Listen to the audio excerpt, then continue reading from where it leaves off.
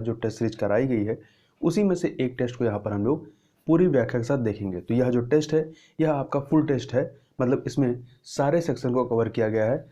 आपका मात्र जो आपका मैथ और रीजनिंग वाला पोर्शन है उसे केवल यहाँ पे सॉल्व नहीं किया जाएगा। तो चलिए प्रारंभ करते हैं। इसमें पहला प्रश्न है कि सूची 1 को सूची 2 से सुमेलित कीजिए तथा नीचे दिए गए कोड की सहायता से सही उत्तर का चुनाव कीजिए। ठीक है, तो देखिए वनस्पति प्रकार और क्षेत्र को यहाँ सुमेलित करना है। तो हैलोफाइट लवड़ी क्षेत्र में होता है, मेसोफाइट शीतोष्ण कटिबंध, क्रायोफाइट टुंडा एवं शीत क्षेत्र, टोपोफाइट उष्ण कटिबंध। तो यहाँ पर 1 2 3 4 अर्थात ए ऑप्शन जो है सही हो जाएगा। अगला है निम्नलिखित में से कौन से प्रभाव पृथ्वी की परिक्रमण गति से संबंधित हैं। ठीक है, कौन से प्रभाव परिक्रमण गति से संबंधित है। परिक्रमण गति को ही वार्षिक गति भी कहा जाता है।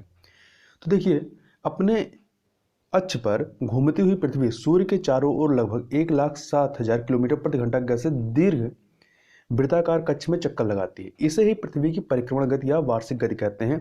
इसके जो प्रभाव हैं इसमें आपका ऋतु परिवर्तन आता है, दिन रात का छोटा और बड़ा होना आता है।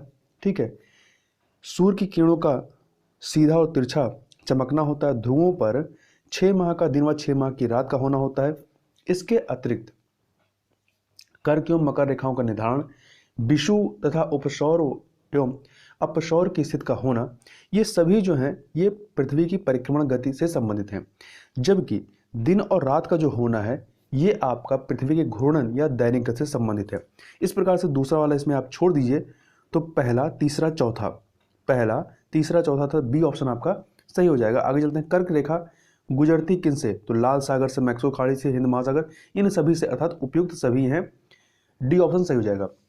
कर्क रेखा 23.5 डिग्री उत्तरी अक्षांश जो है इसे ही कर्क रेखा कहते हैं। या प्रशांत महासागर, मैक्सिको की खाड़ी, अटलांटिक महासागर, लाल सागर एवं ताइवान जल संचय को गुजरती है। इसके अतिरिक्त मिस्र के नासिर झील से भी यह गुजरती है और भारत की माही नदी इसको 2 बार काटती है। आगे देखते हैं निम्नलिखित में से कौन सा सक्रिय ज्वालामुखी नहीं है।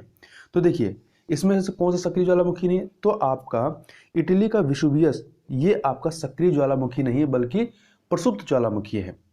इसके अतिरिक्त प्रसुप्त ज्वालामुखी में जापान का फ्यूजियामा है, अंडमान निकोबार का नारकोंडम है, ये प्रसुप्त ज्वालामुखी है। जबकि अन्य जो दिए गए फिलीपींस का मेयोन, इटली का माउंट एटना, अंटार्कटिका का माउंट एरेबुस, ये सभी क्या हैं, ये सक्रिय ज्वालामुखी हैं। आगे चलते हैं। 2 सूचियां दी गई हैं, इन्हें हमें सुमेलित करना है। तो देखिए बटरफ्लाई ये घाटियों का नाम है और कहाँ स्थित है, तो बटरफ्लाई आपका हांगकांग में है, हुंजा पाकिस्तान में है, राजाओं की घाटी मिस्र में और चितवन नेपाल में। तो 1 2 3 4 आप सुमेलित करेंगे तो ए ऑप्शन आपका सही हो जाएगा।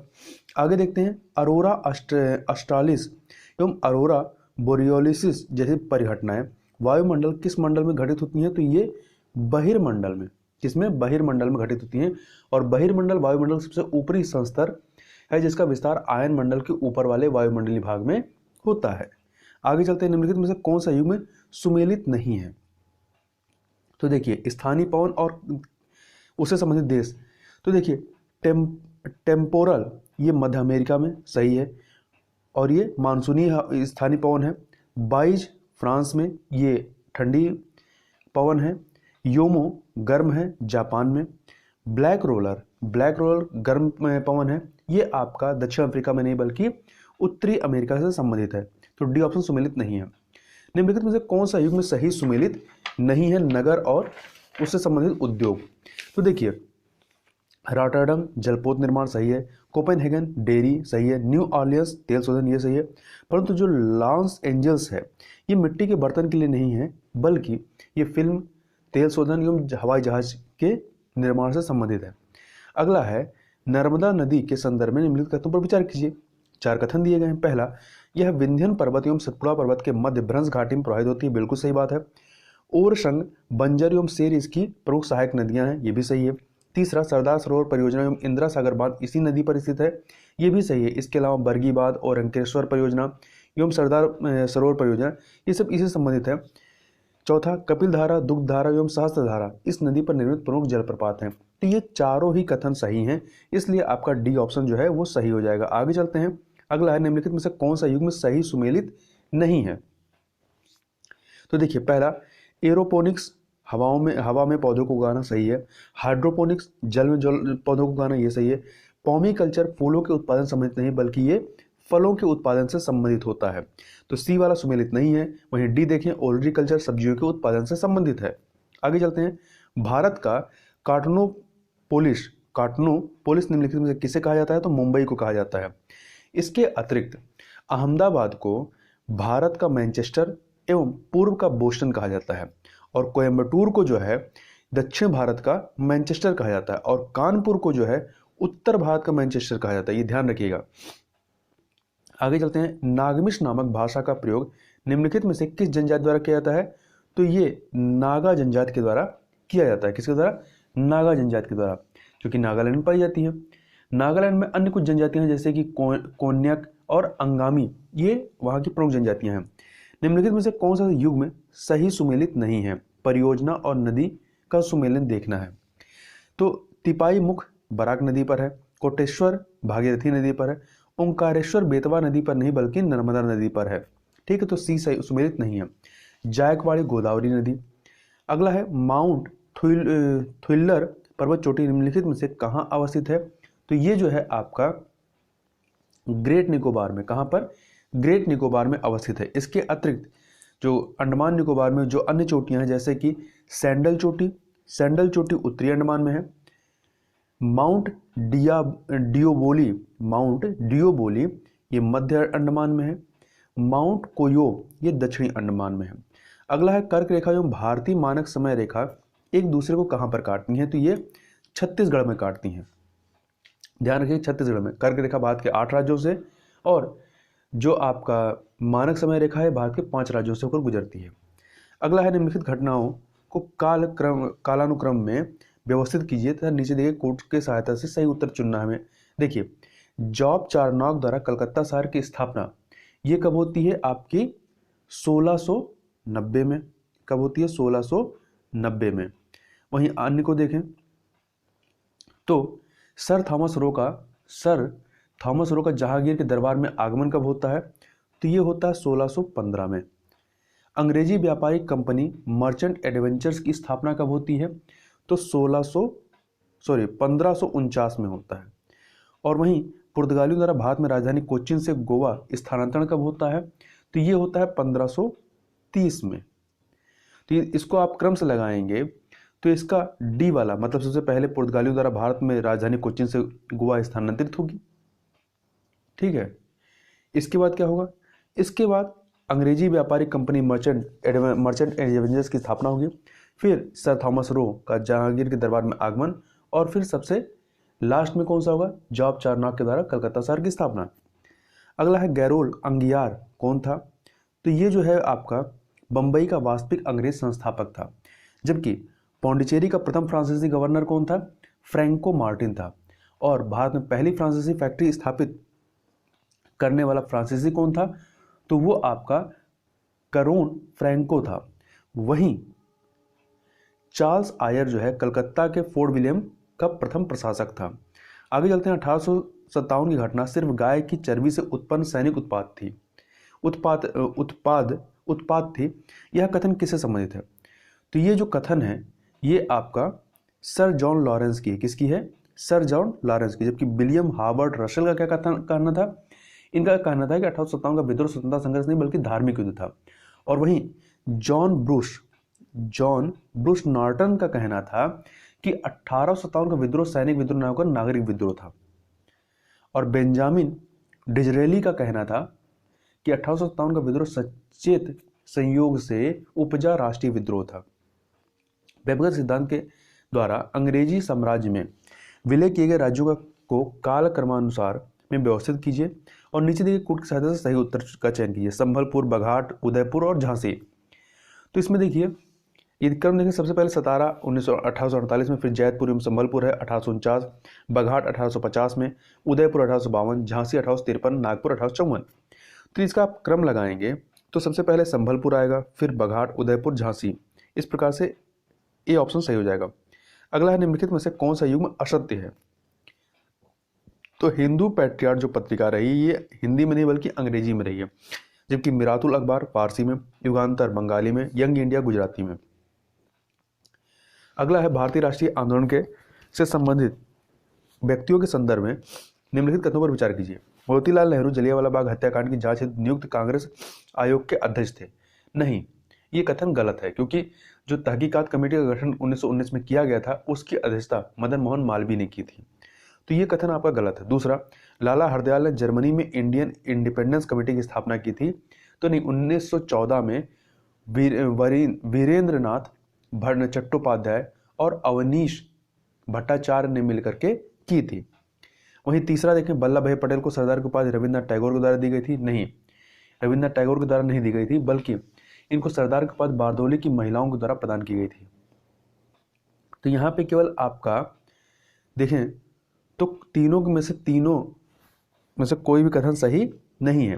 तो यहाँ होना चाहिए कि कौन सा कथन असत्य है, तो ये हो जाता है कि तीनों के तीनों कथन असत्य हैं। आगे चलते हैं, निम्नलिखित में से कौन सी घटना लॉर्ड इरविन के कार्यकाल से संबंधित है। लॉर्ड इरविन कार्यकाल से संबंधित है तो साइमन कमीशन का भारत आगमन कब होता है? 3 फरवरी 1928 को। और लॉर्ड इरविन का कार्यकाल कब से कब तक है? 1926 से लेकर 31 तक है, तो ये इन्हीं के कार्यकाल में ये घटना होगी। इसके अतिरिक्त लॉर्ड इरविन के कार्यकाल से संबंधित जो अन्य घटना है उसमें जतिन दास की भूख हड़ताल के क्रम में मृत्यु है, 1929 में कांग्रेस का लाहौर अधिवेशन है, सविनय अवज्ञा आंदोलन की शुरुआत है, प्रथम गोलमेज सम्मेलन का आयोजन है। वहीं स्वराज पार्टी की स्थापना 1923 में होती है और प्रिंस ऑफ वेल्स का भारत आगमन जो होता है, ये दोनों घटनाएं लॉर्ड रीडिंग के समय की। लॉर्ड रीडिंग का कार्यकाल 1921 से 1926 रहता है और द्वितीय गोलमेज सम्मेलन का आयोजन जो है लॉर्ड वेलिंगटन 1931 से 36 जो कार्यकाल रहता है इससे संबंधित है। अगला है लोक सेवाओं पर एचिसन कमेटी का गठन। एचिसन कमेटी का गठन कब किया गया था? तो इसका गठन जो है आपका 1886 में लॉर्ड डफरिन के द्वारा किया गया था। गंगई कोंड चोल की उपाधि किस शासक के द्वारा लिए धारण की गई थी? तो राजेंद्र प्रथम के द्वारा धारण की गई थी।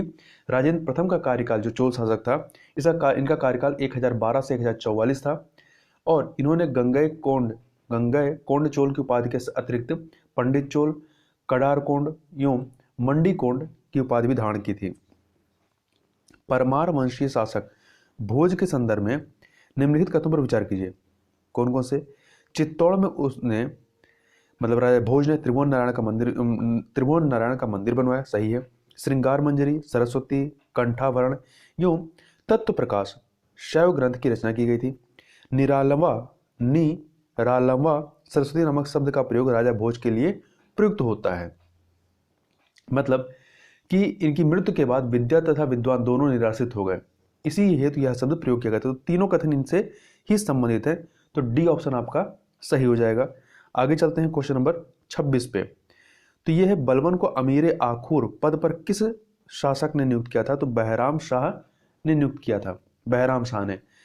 जो बलबन के अन्य पद रहते हैं जैसे कि खासदार, यह पद इल्तुतमिश के समय में इसको मिलता है। अमीर शिकार का पद रजिया के समय में। नायब ए ममलिकात का पद जो है नासरुद्दीन महमूद के समय मिलता है। निम्नलिखित में से किस शासन ने अपने सिक्कों पर सिकंदर सानी खुदवाया था? किस शासक ने? तो अलाउद्दीन खिलजी ने। किसने खुदवाया था? अलाउद्दीन खिलजी ने, सी ऑप्शन, ठीक है। और ये खुद को जो है द्वितीय सिकंदर कहता था। आगे चलते हैं, निम्नलिखित में से कौन सा युग में सही सुमेलित नहीं है? तो सूफी सिलसिला और संस्थापक सुहरावर्दी बहाउद्दीन जकरिया, चिश्ती ख्वाजा मुहिउद्दीन, सही है। फिरदौसी शेख बदरुद्दीन, सही है। कादरी के संस्थापक जो है नजमुद्दीन कलंदर नहीं थे, बल्कि शाह नियामतुल्ला थे। शाह नियामतुल्ला, तो डी वाला आपका सही नहीं है। अगला, निम्नलिखित में कौन सा युग में सही सुमेलित है? संप्रदाय और संस्थापक श्री संप्रदाय, रामानुजाचार, ब्रह्म संप्रदाय, माधवाचार, सनक संप्रदाय, निम्बकाचार, तीनों ही कथन यहाँ पर सही है, तीनों ही सुमेलित है, तो डी ऑप्शन सही हो जाएगा। मनसबदारी व्यवस्था के संदर्भ में निम्नलिखित में से कौन सा कथन सत्य है?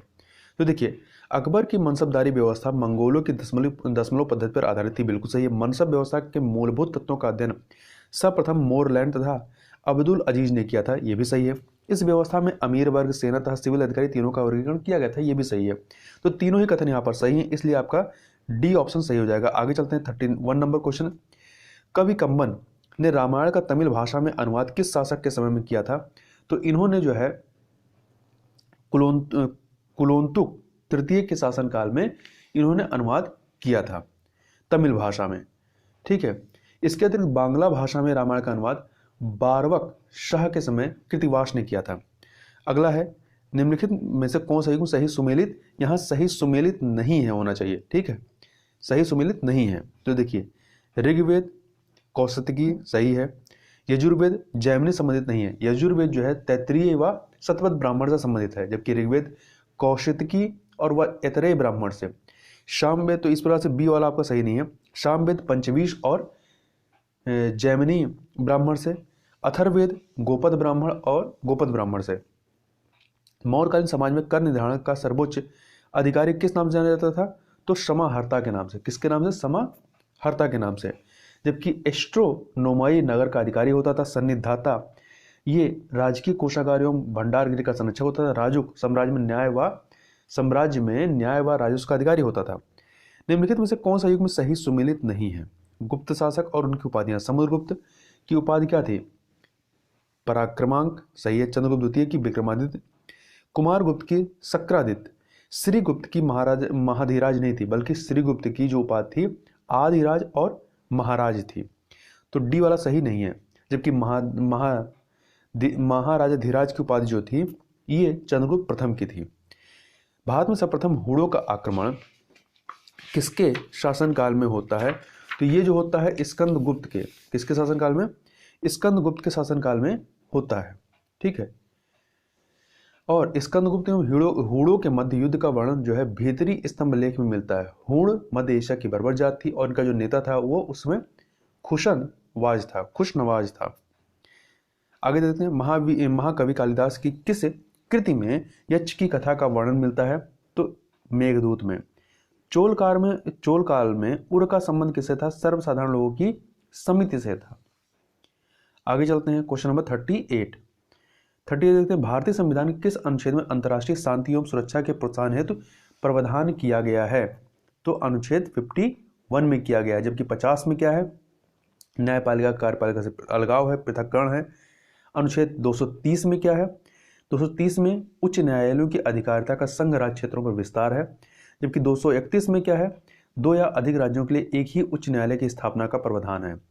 संविधान के मूलभूत ढांचे के अंतर्गत निम्नलिखित में से कौन से तत्व सम्मिलित किए गए हैं? तो व्यक्तिगत स्वतंत्रता एवं गरिमा, समत्व का सिद्धांत, संविधान की सर्वोच्चता, वे सभी के सभी इसमें शामिल हैं। तो डी ऑप्शन आपका सही हो जाएगा। इसके अतिरिक्त न्यायिक समीक्षा है, व्यक्तिगत स्वतंत्रता एवं गरिमा है, न्याय तक प्रभावकारी पहुंच है, संविधान का धर्मनिरपेक्ष स्वरूप है, राष्ट्र की एकता एवं अखंडता है इत्यादि।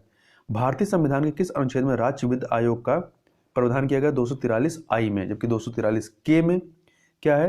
राज्य निर्वाचन आयोग। 243 जेड डी में क्या है? जिला योजना समिति है। 243 जेड ई में महानगरीय योजना समिति है। निम्नलिखित में से किस रेट को न्यायालय द्वारा सार्वजनिक अधिकारियों को जारी किया जाता है? तो परमादेश को। किसको? परमादेश को जारी किया जाता है। आगे चलते हैं। स्वतंत्र भारत के पहले मंत्रिमंडल में निम्नलिखित में से किस महिला को शामिल किया गया था?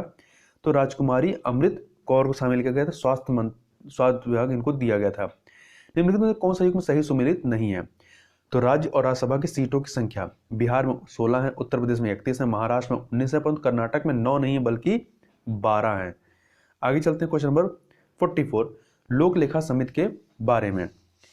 तो के संदर्भ में 2 कथन दिए गए, इन पर विचार करना। पहला, इस समिति का गठन भारत सरकार अधिनियम 1919 के अंतर्गत पहली बार 1923 में किया गया था। कथन गलत है, क्योंकि लोक लेखा समिति का गठन 1921 में हुआ था, ना कि 1923 में। 1921 में हुआ था, 1921 में हुआ था भारत सरकार अधिनियम 1919 के तहत। इस समिति में सभी सदस्य लोकसभा के होते हैं, ये गलत है, क्योंकि इसमें कुल 22 सदस्य होते हैं, 15 आपके लोकसभा से और 7 आपके राज्यसभा से होते हैं। तो दोनों ही कथन गलत हैं, डी ऑप्शन सही हो जाएगा। संघ सूची के अंतर्गत निम्नलिखित में से कौन सा विषय सम्मिलित नहीं है? तो जो आपका मादक लिकर है ये राज्य सूची के तहत आता है। अगला है 2 सूचियां दी गई हैं, इन्हें सुमेलित करना है। देखिए कनाडा, संविधान का स्रोत कनाडा से क्या लिया गया है? तो कनाडा से जो है केंद्र द्वारा राज्यपाल की नियुक्ति का प्रावधान है, तो इसको 4 से मिलाइए। ऑस्ट्रेलिया का संविधान समवर्ती सूची 3 से मिलाइए। दक्षिण अफ्रीका का संविधान संविधान में संशोधन प्रक्रिया है, 2 से मिलाइए। जापान का संविधान विधि द्वारा स्थापित प्रक्रिया 1 से मिला दीजिए। तो इस प्रकार से आपका 4-3-2-1 बी ऑप्शन जो है, बी ऑप्शन वो सही हो जाएगा। आगे चलते हैं।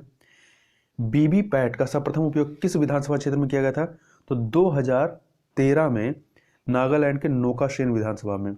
आगे चलते हैं क्वेश्चन नंबर 44। 2 सूचियां दी गई, इन्हें सुमेलित करना है।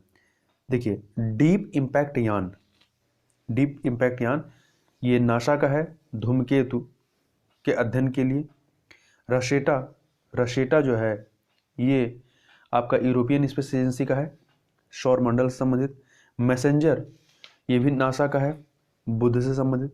हायबूसा जापान का है, क्षुद्र ग्रह रायगु से संबंधित। तो 1 2 3 4 ये ऑप्शन सही हो जाएगा। निम्नलिखित में से किस रोग के निवारण हेतु बेलनाकार लेंस का प्रयोग किया जाता है? तो अबिंदुकता के दोष को दूर करने के लिए। जबकि निकट दृष्टि दोष के लिए अवतल लेंस, दूर दृष्टि के लिए उत्तल लेंस, जरा दृष्टि दोष के लिए द्विफोक्सी लेंस का उपयोग किया जाता है। निम्नलिखित में से कौन सा युग्म सही सुमेलित नहीं है? देखिए, प्रकाश का तरंग सिद्धांत हाइजेंस का है, अतिचालकता केमरलिंग ओन्स का है, ऑप्टिकल फाइबर जीएच मेमन का नहीं है, बल्कि चार्ल्स के काउ का है। नाभिकीय विकर्णन ऑटो हॉर्न एवं स्ट्रॉसमैन। निम्नलिखित में से किसका पीएच मान सबसे अधिक है? तो मानव रक्त का। कैसे? देखिए, मानव रक्त का कितना 7.4 है, जबकि कॉफी का 4.6 है, मानव लार का 6.5 है और दूध का 6.4 है। आगे चलते हैं। वायुमंडलीय आर्द्रता में परिवर्तन दिखाने वाला यंत्र निम्नलिखित में से कौन सा है? तो ये है आपका हाइग्रोस्कोप है। क्या है?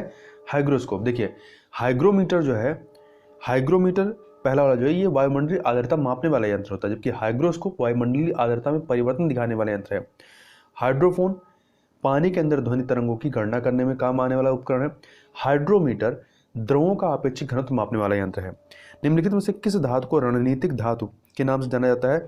तो ये आपका टाइटेनियम है।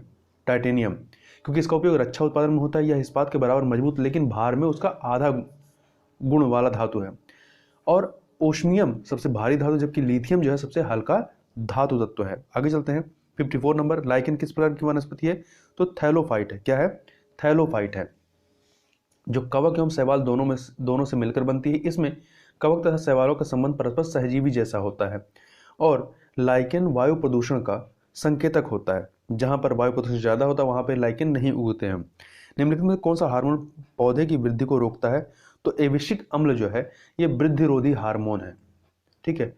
वहीं फ्लोरोजिन्स जो है ये हार्मोन जो है फूलों को खिलने में मदद करता है, जबकि एथिलीन हार्मोन जो है ये फलों को पकाने में मुख्य भूमिका निभाता है।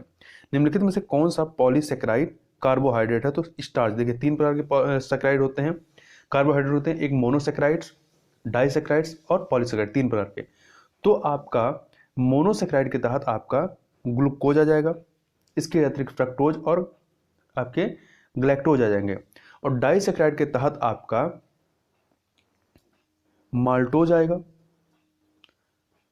आ जाएगा और लैक्टोज आ जाएगा, इसके अतिरिक्त सुक्रोज आ जाएगा। पॉलीसेकेराइड में आपका स्टार्च है, जिसे मंड भी कहते हैं या मार्ड, ग्लाइकोजन है, सेलुलोजन है और काइटिन है। आगे चलते हैं। निम्नलिखित में से किस विटामिन कमी से पांडु रोग होता है? तो विटामिन B12 की कमी से होता है, जिसे साइनोकोबाल्मिन कहते हैं। इसमें कोबाल्ट पाया जाता है। आर्सेनिक 14 का उपयोग किया जाता है किसके लिए? तो आर्सेनिक 14 का उपयोग किया जाता है त्वचा संबंधी रोगों के उपचार में। ठीक है। जबकि लुकीमिया के उपचार में जो है P32, कैंसर के उपचार हेतु कोबाल्ट 60 का उपयोग किया जाता है। निम्नलिखित में से कौन सा युग्म सही सुमेलित नहीं है? ग्रंथि और स्त्रावित हार्मोन। पीयूष ग्रंथ से सोमैटोट्रॉपिक हार्मोन का स्त्रावण होता है। अवट्टू अर्थात थायराइड जो ग्रंथि होती है उससे थायरॉक्सिन का। परावट्टू पैराथायराइड जो होता है इससे आपका थाइमोसिन का स्त्राव नहीं होता, बल्कि पैराथायराइड एवं कैल्सिटोनिन हार्मोन का स्त्रावण होता है। तो ये सी वाला सही नहीं है।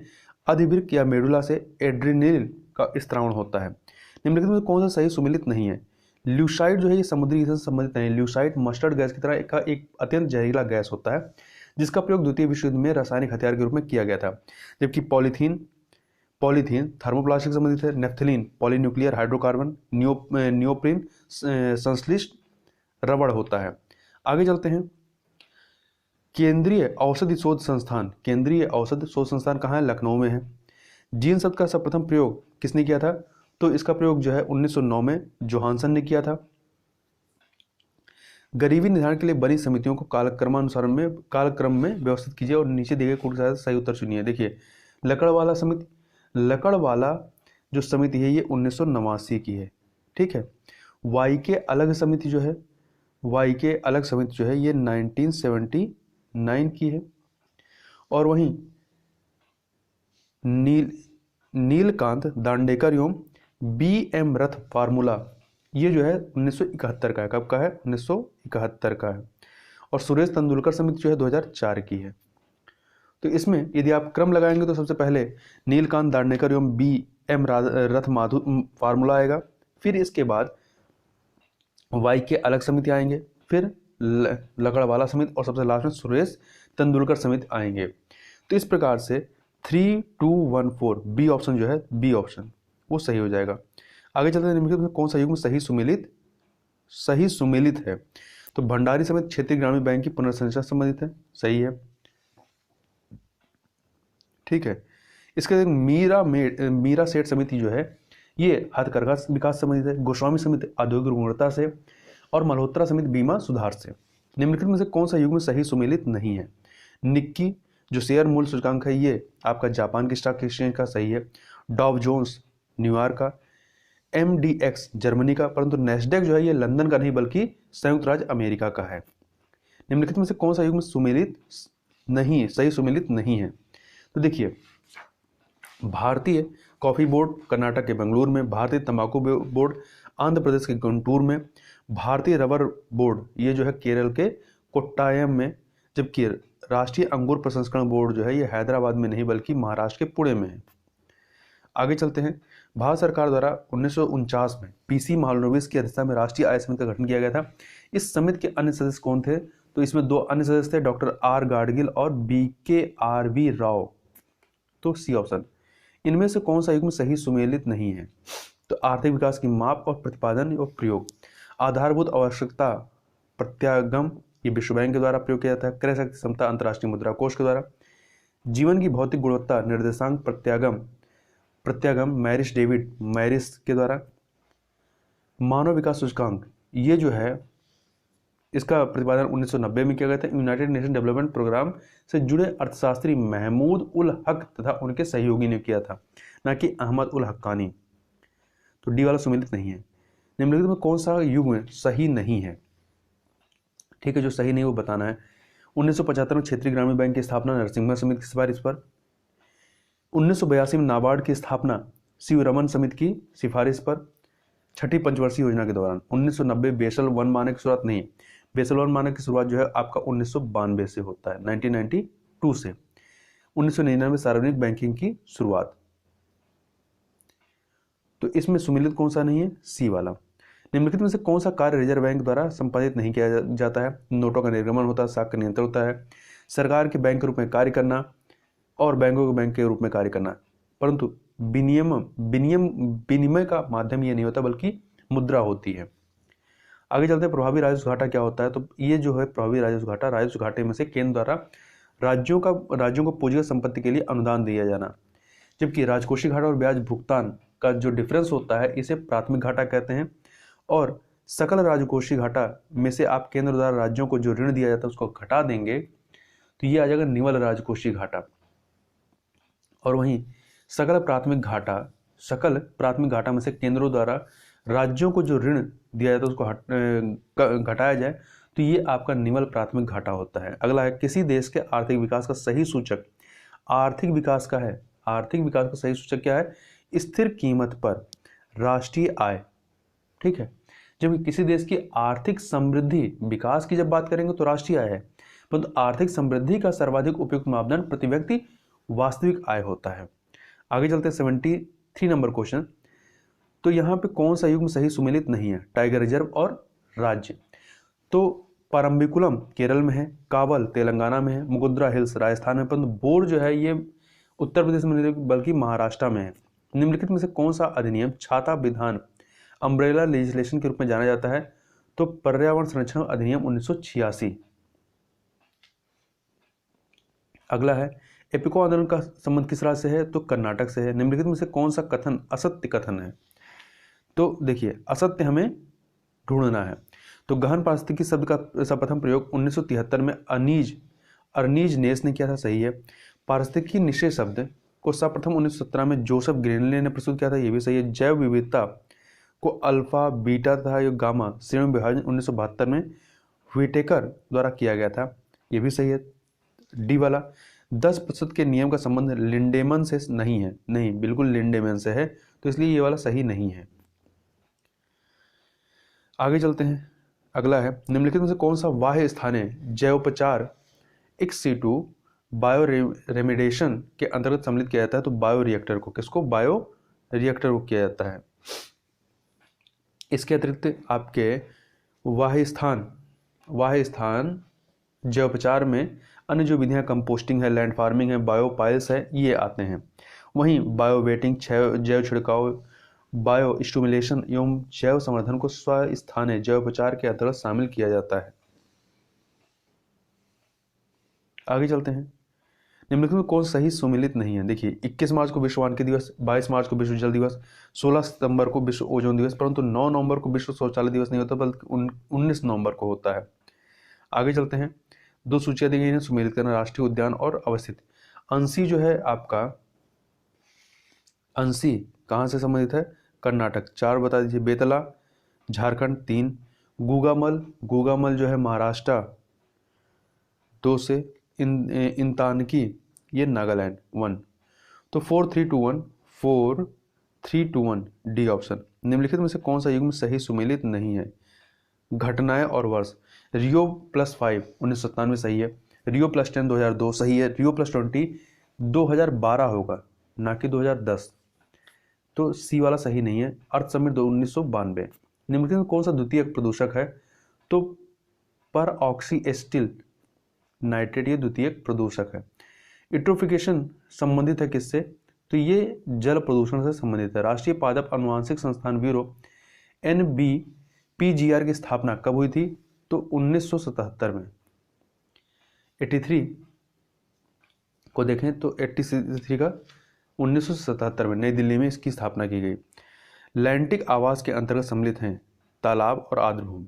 तो पहला तीसरा सी ऑप्शन, ठीक है। देखिए लैंटिक आवास के अंतर्गत तालाब, आर्द्रभूमि, झील एवं जलाशय आते हैं, ये स्थिर जल के आवास हैं, जबकि नदी जो है लोटिक आवास के अंतर्गत आती है, ये बहते जल के आवास होते हैं।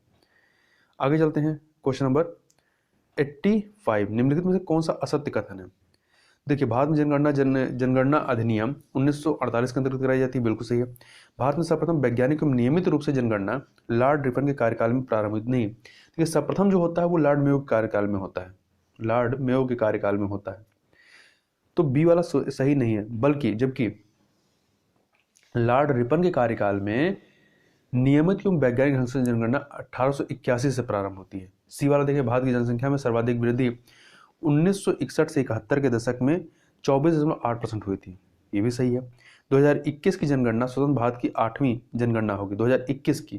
जो 2011 की थी वो ऐसे तो भारत की 15वीं थी, परंतु स्वतंत्र भारत की 7वीं थी, तो इस बार वाला 21 में जो होगा वो आपका 8वीं होगी। अगला है 2011 की जनगणना में दिव्यांगों को कितनी श्रेणियों में विभक्त किया गया है? कुल 7 श्रेणियों में। निम्नलिखित धर्मों की अवस्था जनसंख्या को 2011 की जनगणना के अनुसार अवरोही क्रम में व्यवस्थित कीजिए।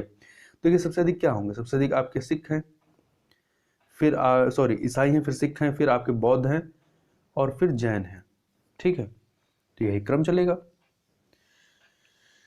तो क्रम लगाइए क्या होगा? तो क्रम में आप जाएंगे तो सबसे पहले आपका, एक सेकेंड, इसमें हमें सही देखना है। तो सबसे अधिक क्या है?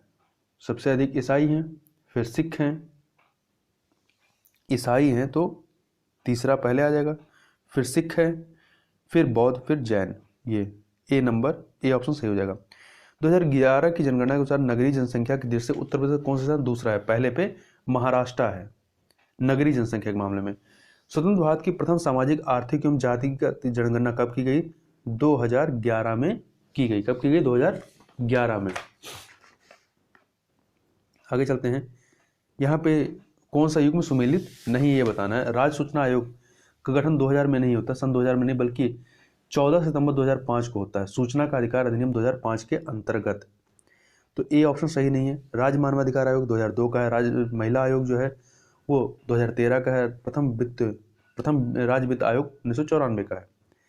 अगला, निम्नलिखित में से कौन सा युग्म सही सुमेलित नहीं है? तो संस्थान, संगठन और अवस्थिति। देखिए, सेंट्रल टेक्सटाइल इंस्टीट्यूट कानपुर में है, central drug research institute Lucknow में, भारतीय कालीन प्रौद्योगिकी संस्थान प्रयागराज में नहीं बल्कि भदोही में। तो सी वाला सही नहीं है, जबकि राष्ट्रीय बीज अनुसंधान एवं प्रशिक्षण केंद्र वाराणसी में है। निम्नलिखित में किसका संबंध बनारस घराने से? तो गिरिजा देवी, सिद्धेश्वरी देवी, कृष्णा देवी, बागेश्वरी देवी, इन सभी का संबंध जो है आपका बनारस घराने से। तो डी ऑप्शन सही हो जाएगा। निम्नलिखित में से कौन सा युग्म सही नहीं है? विशिष्ट उत्पाद और जिला। मूज उत्पाद अमेठी का, मूज उत्पाद अमेठी, सुल्तानपुर, प्रयागराज। काष्ठ उत्पाद रायबरेली, बस्ती, सहारनपुर, बिजनौर। गौरा पत्थर शिल्प जो महोबा का है। ब्लॉक प्रिंटिंग ये प्रयागराज का नहीं बल्कि फर्रुखाबाद का है, डी ऑप्शन। निम्नलिखित में से कौन सा उत्तर प्रदेश के प्रथम लोकायुक्त थे? न्यायमूर्ति श्री विशंबर दयाल। वर्तमान में कौन है? न्यायमूर्ति श्री संजय मिश्रा। ये 2016 में इन्होंने पदभार ग्रहण किया है। निम्नलिखित में से कौन सी जनजाति दिवाली को शोक के रूप में मनाती है? तो थारू जनजाति जो है ये शोक के रूप में मनाती है। और थारू जनजाति जो है संयुक्त एवं पितृसत्तात्मक परिवार ये पाया जाता है, और ये लोग बजहर नामक त्यौहार मनाते हैं और इनकी अर्थव्यवस्था कृषि प्रधान है। अगला है उत्तर प्रदेश का सोनभद्र जिला निम्नलिखित में से कितने राज्यों की सीमा को स्पर्श करता है? तो सोनभद्र जो है वो 4 राज्यों को, सोनभद्र मध्य प्रदेश, छत्तीसगढ़, झारखंड तथा बिहार को, जबकि सहारनपुर जो कि आपका पश्चिम यूपी में है, सहारनपुर जिला 3 राज्यों उत्तराखंड, हिमाचल प्रदेश और हरियाणा को स्पर्श करता है। आगे चलते हैं 97 नंबर। निम्नलिखित में कौन सा युग्म सही सुमेलित नहीं है? ध्रुपद मेला ये वृंदावन, देवी पाटन, प्रयागराज में नहीं है। देवी पाटन प्रयागराज में बल्कि बलरामपुर में है। तो आपका बी वाला सुमेलित नहीं है। शिकरी मोदीनगर, गाजियाबाद, कजरी, महोबा। हाल ही में निम्न से किस देश में बर्ड फ्लू का H10N3 स्ट्रेन से संक्रमित पहले शख्स का मामला सामने आया है? तो चीन में आया है। कहाँ पे आया है? चीन में आया है। तो डी वाला सही हो जाएगा। हाल ही में जून 2021 में भारतीय उद्योग परिसंघ CII का नया अध्यक्ष किसे नियुक्त किया गया है? तो टीबी नरेंद्रन को। किसको नियुक्त किया गया है? टीबी नरेंद्रन को। हाल ही में जून 2021 में फोर्ब्स की तरफ से जारी ताजा रैंकिंग में सर्वाधिक कमाई करने वाले 100 खिलाड़ियों की सूची में किस एकमात्र भारतीय खिलाड़ी को स्थान प्राप्त हुआ है? तो विराट कोहली को। और ये जो है 59वें पोजीशन पर है, डी ऑप्शन। हाल ही में निम्न से किस देश ने स्वच्छ ऊर्जा नवाचार को बढ़ावा देने हेतु वैश्विक पहल mission innovation clean tech exchange launch किया है? तो भारत के द्वारा लॉन्च किया गया है। हाल ही में नीति आयोग के SDG भारत सूचकांक 2020-21 में निम्न से कौन सा राज्य शीर्ष स्थान पर रहा है? तो शीर्ष स्थान पर कौन था? आपका केरल था, जबकि दूसरे पे हिमाचल प्रदेश और तमिलनाडु थे। आगे चलते हैं। विश्व पर्यावरण दिवस निम्न से किस दिन मनाया जाता है? तो 5 जून को। हाल ही में निम्न से किस राज्य सरकार ने आर्थिक रूप से कमजोर SC ST एवं अति पिछड़ा वर्ग विद्यार्थियों के लिए मुख्यमंत्री अनुप्रति कोचिंग योजना का शुभारंभ किया है? राजस्थान ने। हाल ही में नौसेना का हाइड्रोग्राफिक सर्वेक्षण वाले निम्न से किस जहाज को 40 वर्ष की सेवा के बाद रिटायर कर दिया गया? तो INS सध्यांक को। हाल ही में किस राज्य सरकार ने राज्य में नौकरी की संभावनाओं को बढ़ावा देने हेतु नॉलेज इकोनॉमी मिशन लॉन्च किया है? तो ये मिशन लॉन्च किया है केरल ने। ए ऑप्शन सही हो जाएगा। हाल ही में प्रधानमंत्री नरेंद्र मोदी ने पुणे में विश्व पर्यावरण दिवस के अवसर पर किस प्रोजेक्ट को लॉन्च किया है? तो E100 पायलट प्रोजेक्ट को। बी ऑप्शन सही हो जाएगा। देखिए, इस महत्वाकांक्षी परियोजना को भारत में इथेनॉल के उत्पादन और वितरण के लिए एक नेटवर्क स्थापित करने के उद्देश्य से शुरू किया गया है। अगला है, हाल ही में निम्न से किस राज्य सरकार ने जहां वोट वहां वैक्सीनेशन अभियान की शुरुआत की है? दिल्ली ने। हाल ही में किस देश को संयुक्त राष्ट्र आर्थिक और सामाजिक परिषद के लिए 2022-24 की अवधि के लिए चुना गया है? तो भारत को चुना गया है। किसको चुना गया है? भारत को। हाल ही में संयुक्त राष्ट्र महासभा के 76वें सत्र के अध्यक्ष चुनाव किसने जीता था? तो मालदीव के अब्दुल्ला शाहिद ने। हाल ही में विश्व बैंक के नए शिक्षा सलाहकार के रूप में निम्न से किसे नियुक्त किया गया है? तो रणजीत सिंह दिसाले को नियुक्त किया गया है। रणजीत सिंह दिसाले को जून 2021 से जून 2024 तक के लिए। और इनका जो योगदान है शिक्षा में, वो लड़कियों की शिक्षा और QR कोड आधारित किताबों के अभियान को बढ़ावा देने के लिए इन्हें ग्लोबल टीचर अवार्ड से भी सम्मानित किया गया है। अगला है, हाल ही में जून 2021 में कौन सा देश ओपन स्काईज हथियार नियंत्रण समझौते से बाहर हो गया है? तो रूस। पहले आपको 2020 में ही अमेरिका बाहर हो गया था। हाल ही में किस राज्य की वाटर ब्यूरियल को 67वें राष्ट्रीय फिल्म पुरस्कार 2021 में पर्यावरण संरक्षण पर सर्वश्रेष्ठ फिल्म पुरस्कार या राष्ट्रीय पुरस्कार मिला है? अरुणाचल प्रदेश की फिल्म को। आगे चलते हैं, हाल ही में जून 2021 में नीति आयोग और पीरामल फाउंडेशन 112 आकांक्षी जिलों में किस अभियान की शुरुआत की है? तो इस अभियान का नाम क्या है? सुरक्षित हम सुरक्षित तुम। यह अभियान ऐसे कोविड मरीजों को घर पर देखभाल उपलब्ध कराने में जिला प्रशासन की सहायता के लिए शुरू किया गया है जिनमें संक्रमण के लक्षण नहीं है या हल्के लक्षण हैं। आगे चलते हैं, हाल ही में जून 2021 में निम्न से कौन सा देश बिटकॉइन को कानूनी मान्यता देने वाला दुनिया का पहला देश बन गया? अल सल्वाडोर है। आगे चलते हैं, हाल ही में भारत के निम्न में से किस राज्य को एनीमिया मुक्त भारत सूचकांक 2020-21 की रिपोर्ट में शीर्ष स्थान प्राप्त हुआ है? तो ये स्थान प्राप्त हुआ है मध्य प्रदेश को। ठीक है, इस रैंकिंग में हिमाचल प्रदेश तीसरे स्थान पर रहा है। किस राज्य सरकार ने हाल ही में मुख्यमंत्री किसान मित्र ऊर्जा योजना के प्रारूप को मंजूरी दी है? तो राजस्थान ने दी। किसने दी है? राजस्थान ने। हाल ही में इजराइल के नए प्रधानमंत्री के रूप में निम्न से किसने कार्यभार संभाल लिया है? नाफ्ताली बेनेट ने। यह ऑप्शन सही हो जाएगा। हाल ही में किस टेनिस खिलाड़ी ने फ्रेंच ओपन का खिताब जीत लिया है? तो नोवाक जोकोविच ने। सर्बिया खिलाड़ी नोवाक जोकोविच ने जो है इन्होंने जो है ग्रीक के युवा खिलाड़ी स्टेफानोस सितसिपास को हरा करके यह खिताब जीता है। और ये इसके साथ ही जोकोविच जो है अपने कैरियर का 19वां ग्रैंड स्लैम इन्होंने खिताब जीता है। इस जीत के साथ ही टेनिस इतिहास में 2 बार 4 ग्रैंड स्लैम जीतने वाले जोकोविच तीसरे खिलाड़ी बन गए हैं। हाल ही में सतत विकास लक्ष्य SDG के लैंगिक समानता के मामले में किस राज्य को भारत में सबसे शानदार प्रदर्शन करने वाला राज्य घोषित किया गया है? तो ये है आपका छत्तीसगढ़।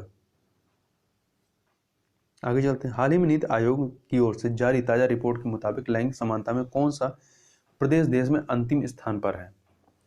तो ये है आपका बिहार। कौन सा है? बिहार है, डी ऑप्शन।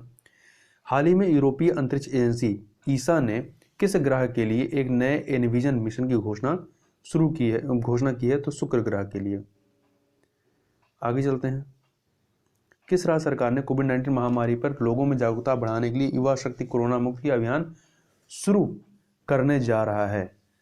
तो ये अभियान शुरू करेगा मध्य प्रदेश। कौन करेगा? मध्य प्रदेश। आगे चलते हैं, भारत और किस देश ने हाल ही में भारतीय कामगारों की भर्ती पर सहयोग के लिए समझौता ज्ञापन पर हस्ताक्षर किए हैं? तो किसके साथ हुआ हस्ताक्षर? भारत और कुवैत के मध्य में 10 जून 2021 को हुआ है। विश्वदाता सूचकांक 2021 वर्ल्ड गिविंग इंडेक्स 2021 की रिपोर्ट के अनुसार दुनिया का 14वां सर्वाधिक परोपकारी देश निम्न से कौन सा है? तो 14वें नंबर पे भारत है, जबकि पहले नंबर पे ऑस्ट्रेलिया और दूसरे पे न्यूजीलैंड है। ये दुनिया के शीर्ष 10 दानदाता देशों में बने हुए हैं। हाल ही में जून 2021 में किस राज्य ने भारत रत्न के समान वार्षिक पुरस्कारों की अपनी श्रृंखला स्थापित करने का निर्णय लिया है? तो ये निर्णय लिया गया है किसके द्वारा?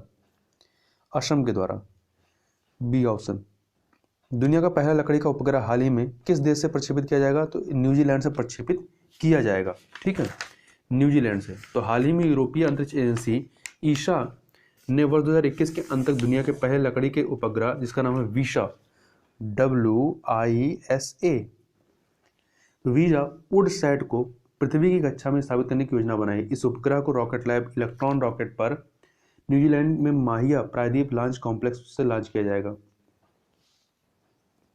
हाल ही में जून 2021 में संयुक्त राष्ट्र UN के महासचिव पद पर निम्न से किस सर्वसम्मति से चुना गया है? तो एंटोनियो गुटेरेस, ये पुर्तगाल के पूर्व प्रधानमंत्री रहे, इन्हें इनके दूसरे कार्यकाल के लिए चुना गया है। तो यहाँ पर हम लोग 128 प्रश्नों को कंप्लीट किए। इससे आगे के जो प्रश्न हैं वो आपके मैथ और रीजनिंग के प्रश्न, उनको भी हम लोग नहीं करेंगे। तो इस वीडियो में बस इतना ही, मिलते हैं नेक्स्ट वीडियो में, तब तक के लिए बहुत बहुत धन्यवाद।